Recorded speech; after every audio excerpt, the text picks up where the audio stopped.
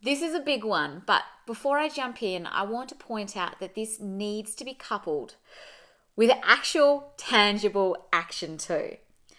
There's many people out there spouting the whole, if you can believe it, you can do it, with actually any action behind those words. And that is a completely false expectation. Instead, we need to actually match our mindset with our actions. When these are in alignment, guys, that's when the magic happens. So, as you may already know, I started out in business getting a very harsh reality check. 50,000 down the drain, years and countless hours of unpaid work, and love gone. And it really, really hurt. And originally I thought it was just a financial blow that was the damage left over, but when it came down to owning my actual studio and my business, all the self-doubt and the fears reared their ugly head. And this is what I want to tell you. People that seem successful are also battling their inner mean girl and beliefs. And if left unchecked, these can be the end of your business and your success. Because you see, how they work is that they start to eat away at your productivity. They eat away at your confidence, and they ultimately impact your results. In my case, I was so insanely in fear all the time of everything failing. I had the experience in the past, so I had built this story and this belief up in my head that everything always fails. And to stop that failure, I'd throw myself headfirst into work and take myself away from the real reason that I actually started the business in the first place.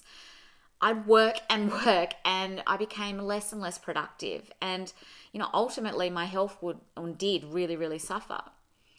So I had to work on this and overcome it, as it was seriously the biggest roadblock, in my way to my success. And this is what I did. It did take time, and look, to be honest, it still does take work.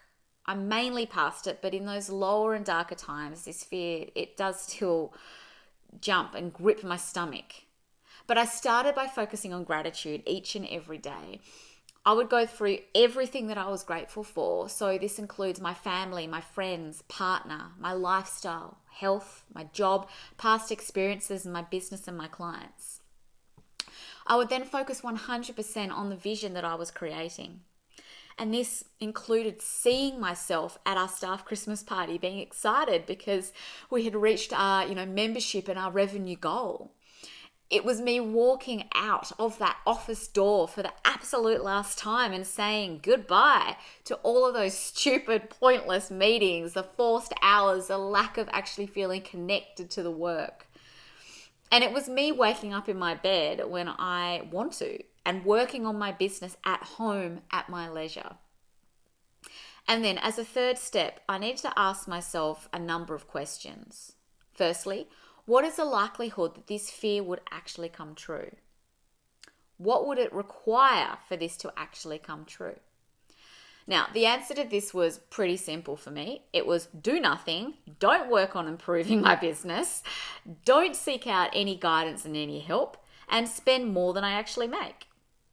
Second question was, if it did come true, what would be the worst outcome for me? And really easily enough, the answer was this. Worst case, I'd actually just need to close up shop and unfortunately head back to the desk job. But that didn't mean that it's the end of any other dreams for me.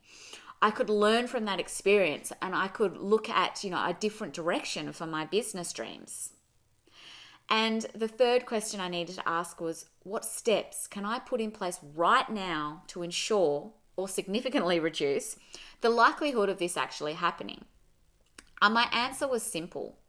1, continue to improve and learn and grow myself and the business. 2, seek out support and guidance on areas that I didn't know. 3, have a strong cash flow and budgeting system so I'm actually aware where I am with my finances. So pretty much, if you're seeking out help and you have someone guiding you and you are committed to continuous improvement in your business and with yourself, you really can't fail. So there you have it.